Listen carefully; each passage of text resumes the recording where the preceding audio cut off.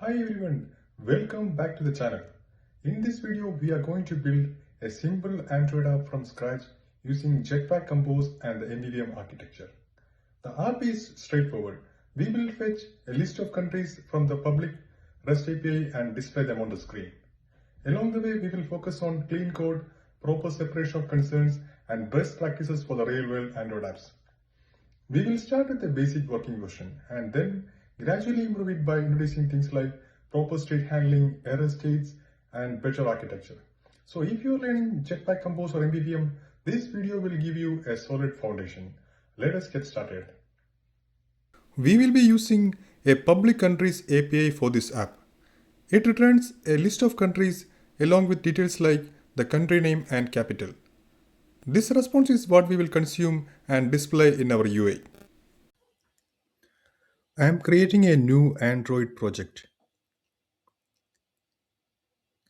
I will choose MD activity and name the project country list display.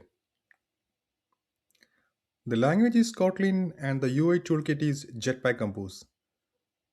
Once the project is created, we will start building the app step by step.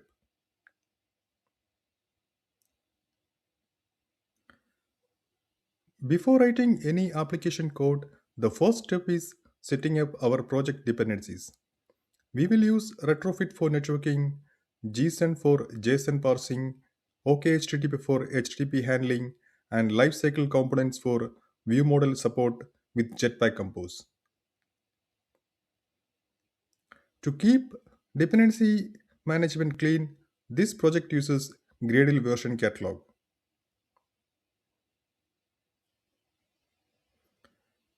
Instead of hard coding versions in multiple places, we centralize everything in libs.versions.toml file.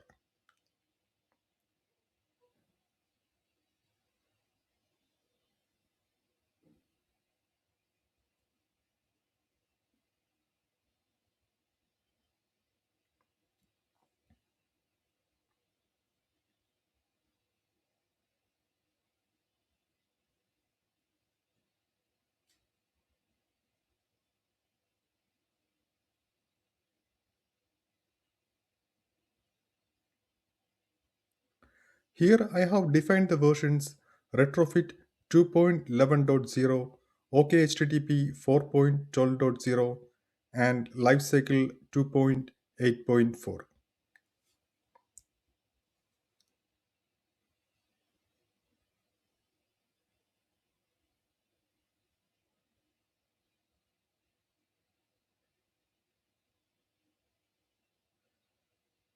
Now we create dependency aliases that reference these versions. First, let us define Retrofit core.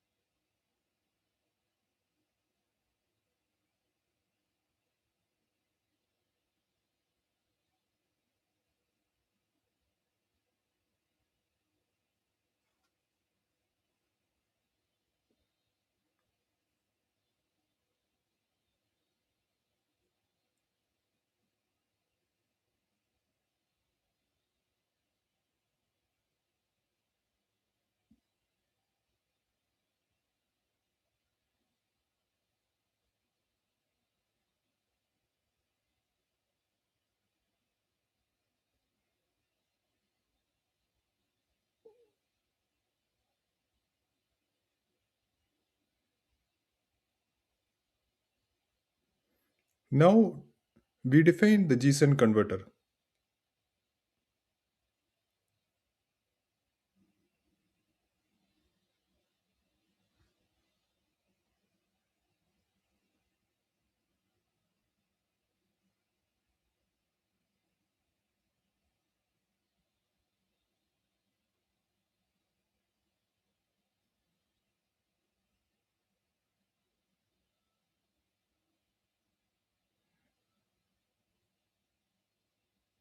Let us define now the OKHTTP login.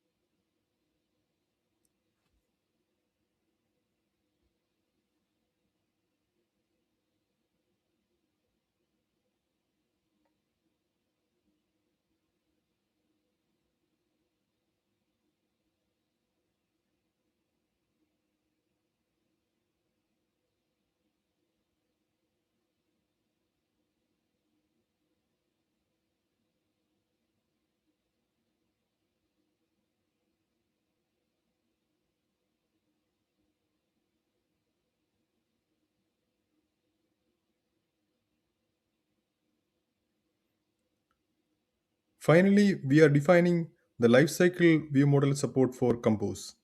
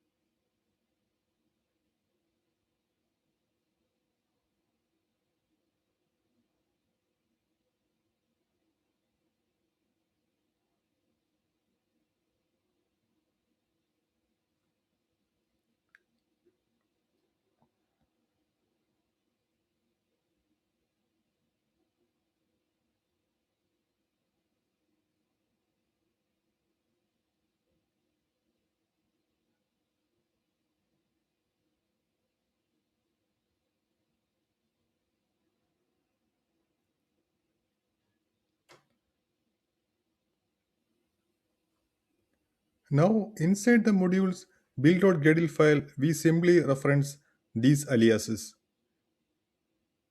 This keeps our Gradle file clean and easy to maintain.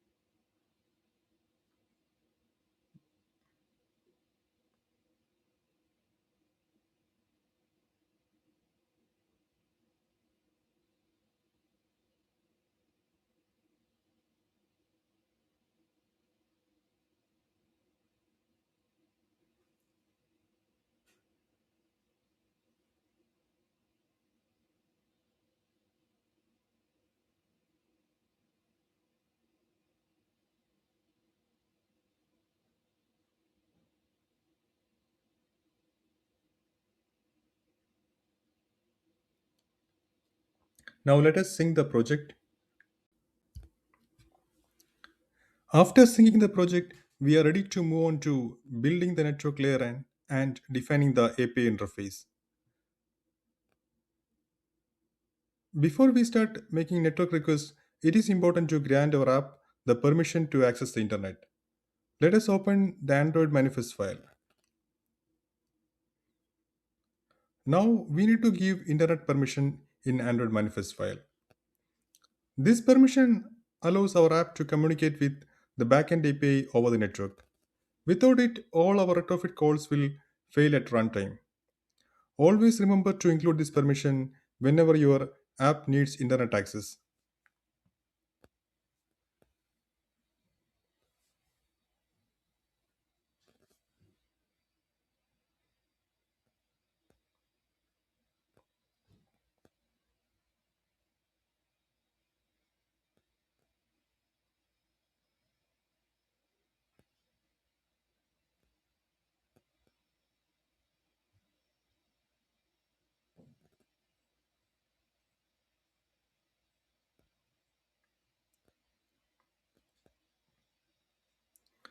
Let us define the retrofit API interface to fetch the countries.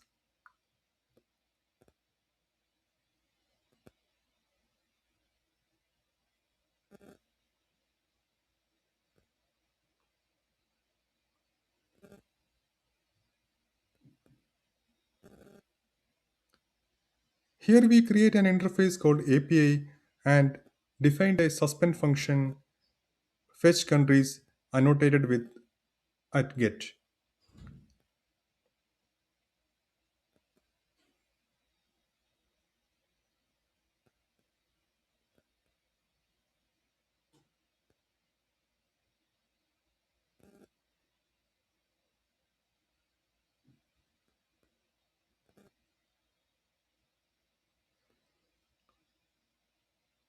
The endpoint we are hitting here is version 3.1/all, and we specify query parameters to limit the fields returned to only name and languages. Sorry, the name and capital.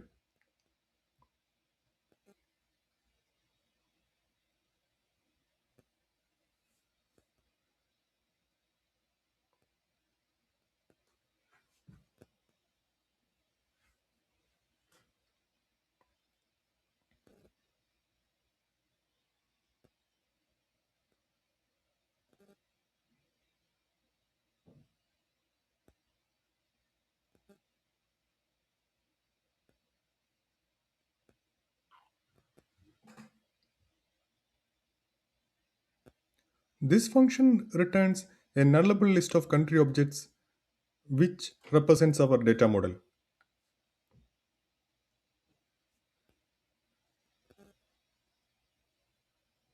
Now that we defined our API interface, let us create the data classes to model the API response.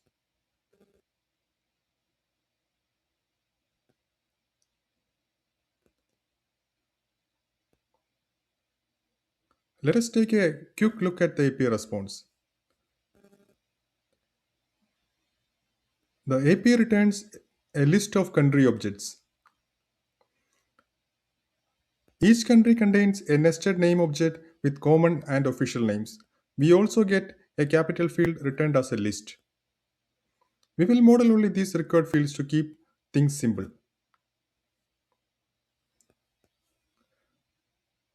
Inside the data package, I have created a model folder to keep all our API related models in one place. Let us start with the main country data class.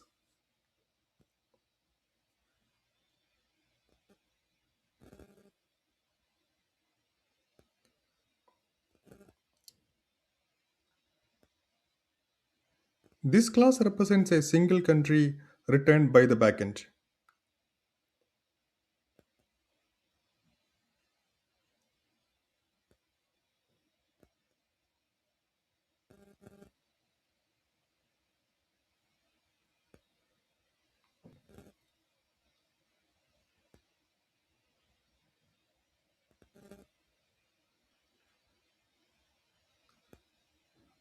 It contains two properties, name and capital. The name field is another object So we model it as a separate data class called country name.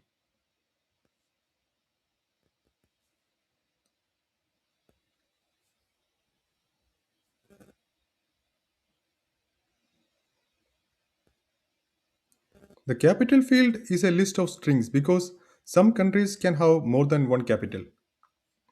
Both properties are nullable. This is important because API responses are not always consistent. We want to avoid crashes caused by missing fields. Let us define the country name data class.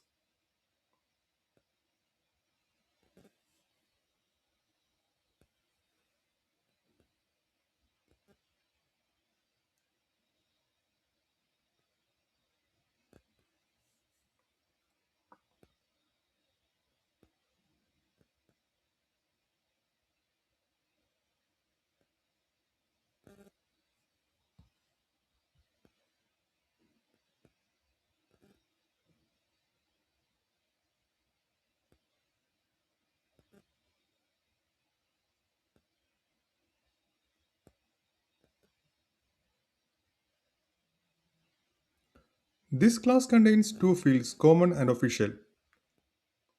Common field represents a commonly used country name while official represents the official name.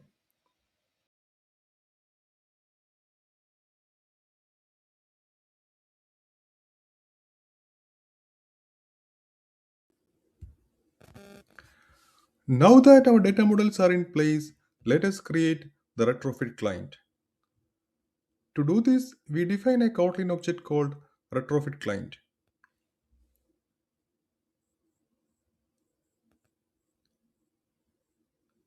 Using an object ensures that we have a single instance of Retrofit throughout the entire app.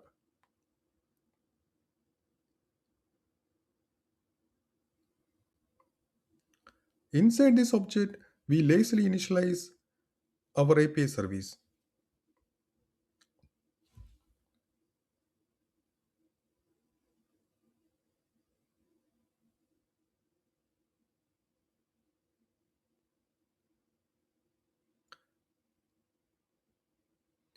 We start by building a Retrofit instance and providing the base URL of the backend.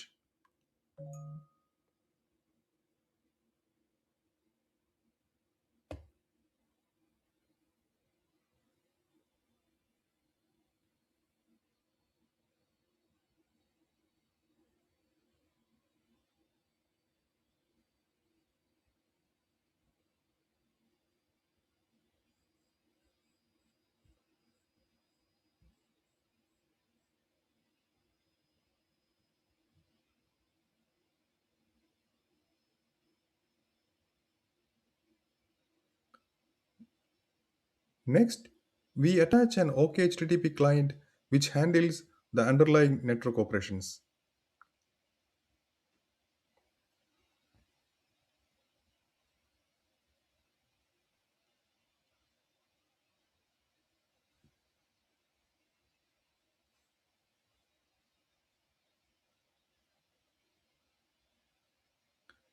We also add a Gson converter factory so Retrofit can automatically convert JSON responses into our Kotlin data classes.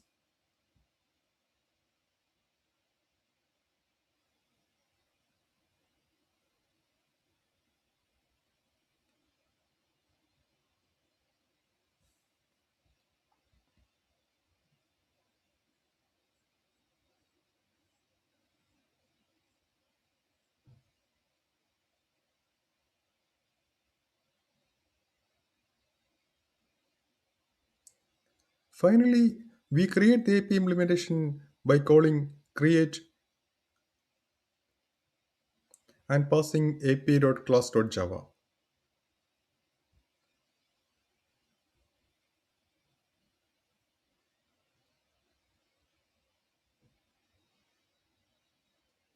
With this setup, our networking layer is ready. We can now use this API inside our repository. Before implementing the repository, let us define a repository contract. We will do this by creating an interface called iRepository. This interface defines a single suspend function called fetch countries.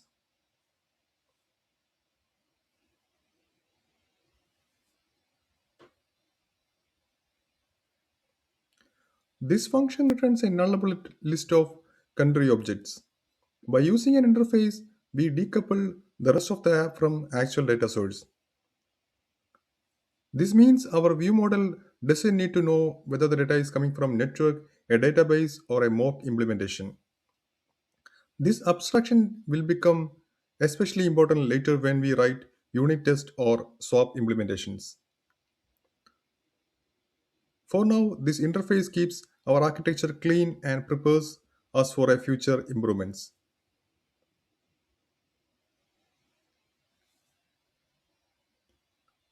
Now let us implement the repository.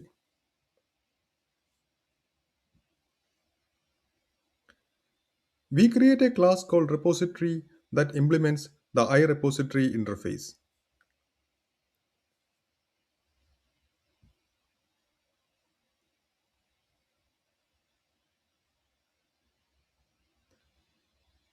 This repository takes the API instance as a constructor parameter.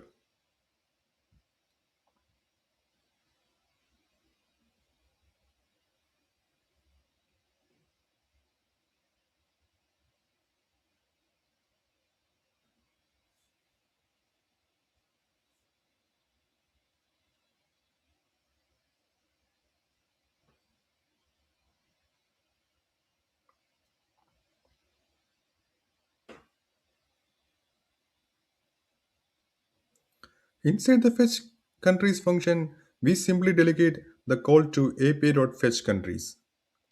At this stage, we are not adding any error handling or response wrapping. The goal here is to keep the basic version simple and focused on getting data from backend.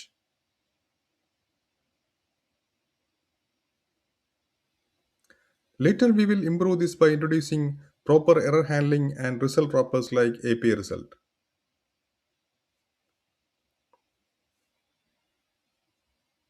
Let us move on to the view model. Here we create a country list view model that extends view model.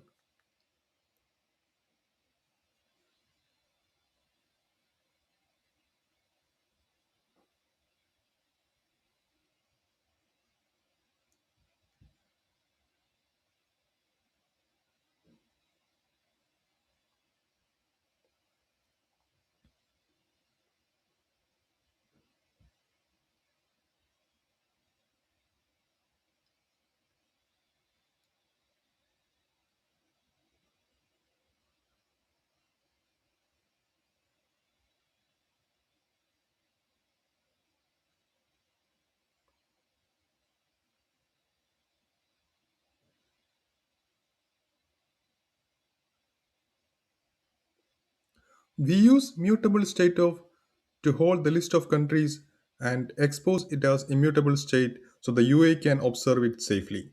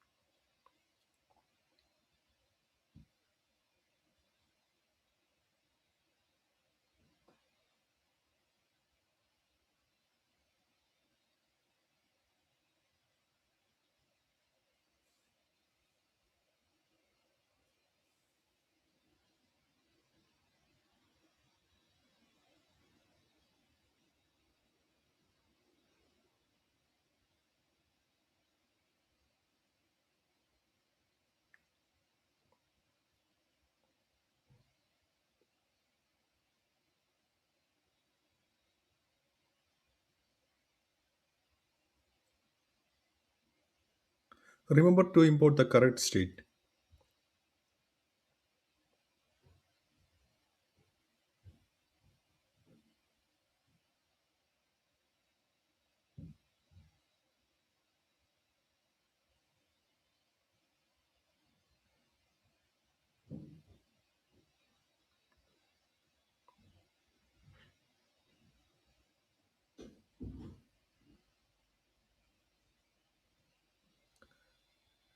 Inside the view model, we create an instance of repository by directly passing the Retrofit API.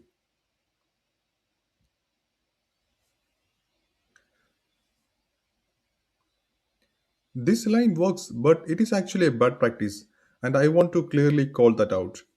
By creating the repository directly inside the view model, we tightly couple the view model to a concrete implementation. Because of this, we cannot replace the repository with a fake or mock implementation during unit testing. This makes the view model hard to test and violates the principle of dependency inversion. For now, we are doing this to keep the first version simple and easy to understand.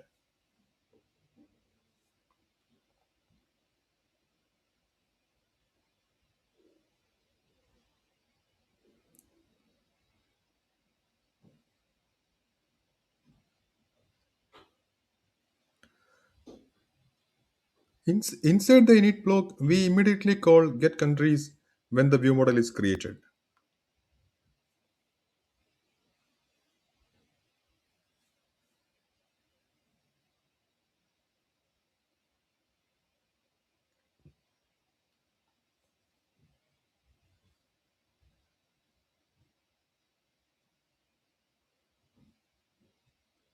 The get countries function launches a coroutine in view model scope.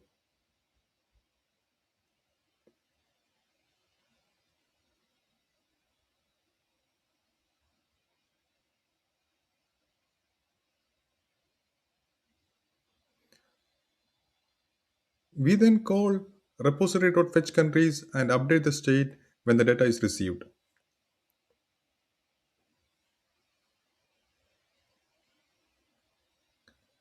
Since we are using Jetpack Compose, the UI will automatically recompose when the state changes.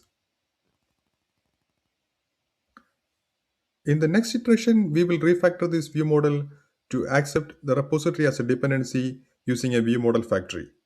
That change will make the view model cleaner, more testable, and production ready. Now let us take a look at the main activity.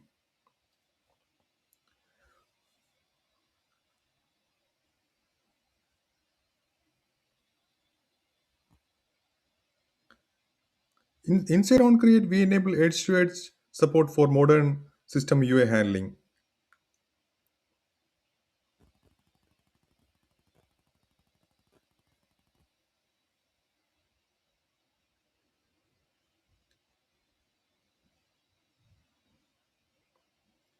Now we obtain the view model instance by using by view models delegate.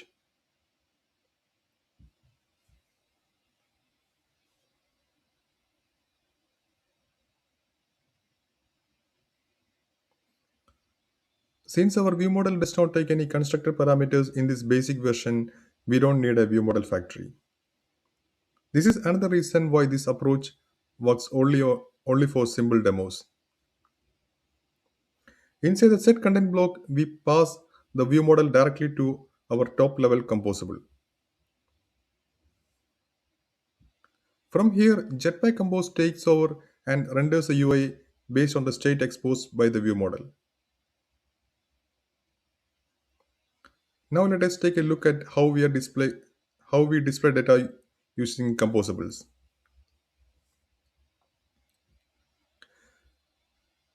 We start with country list composable, which takes country list view model as a parameter.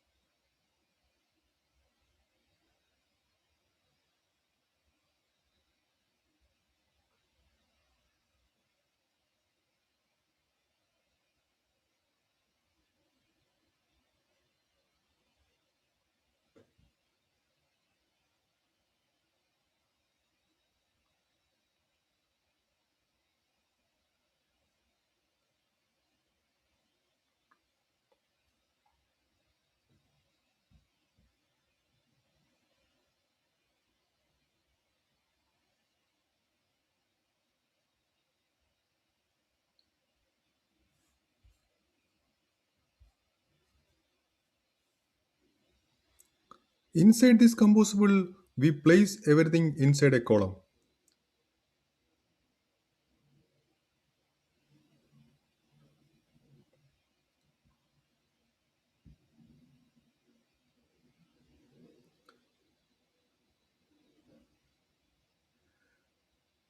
At the top, we add a spacer with some height to give the UI a little breathing space from the top of the screen.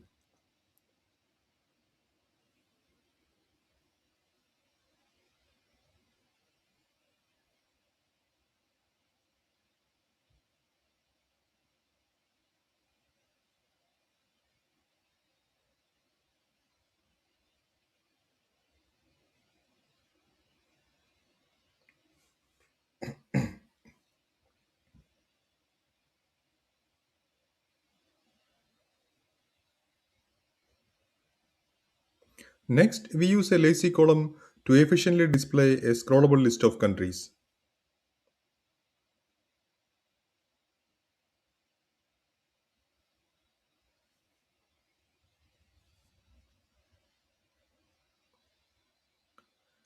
We read the list directly from countrylist.value exposed by the ViewModel.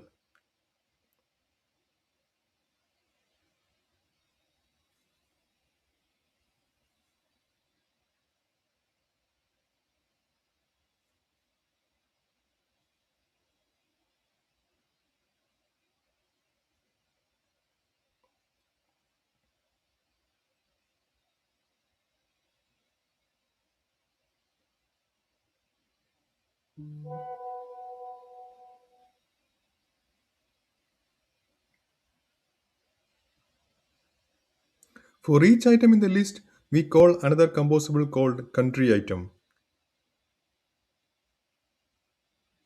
The country item composable is responsible for rendering a single country.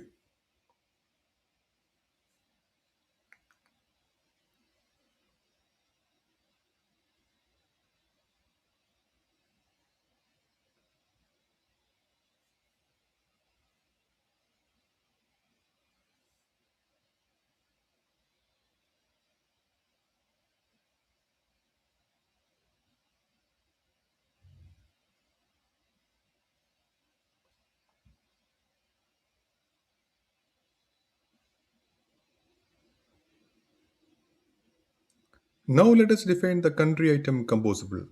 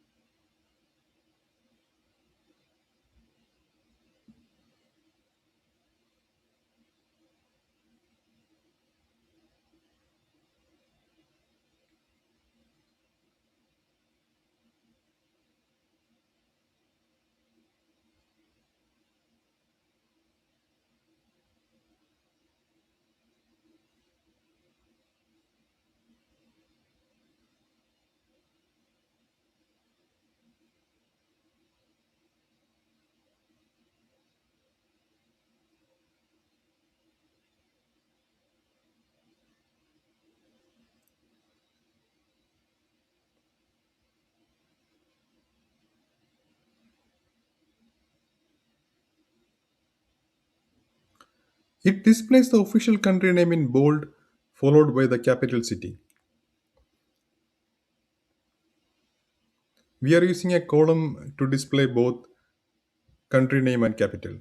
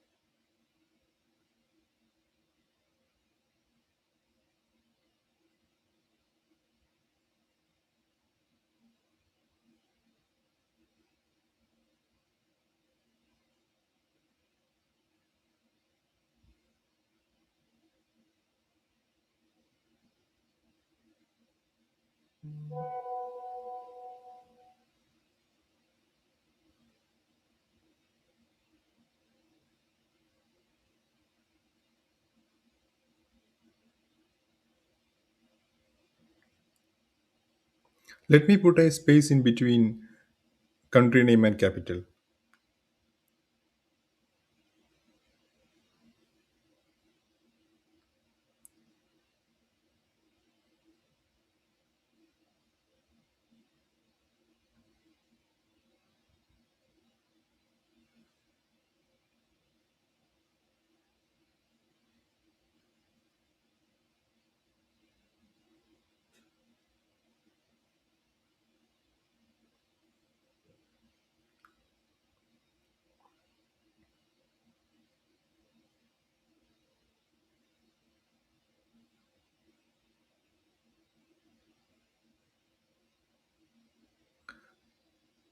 Now we define the capital city.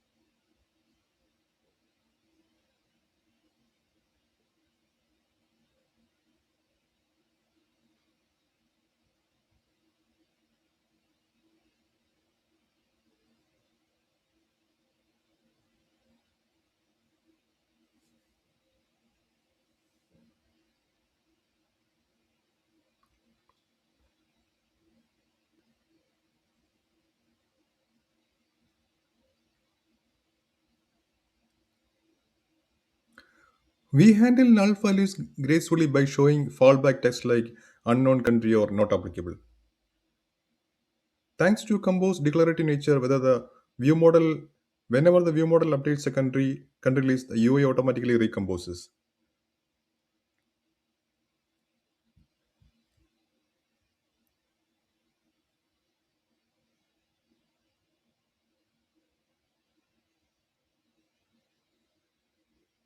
Now let us run the app.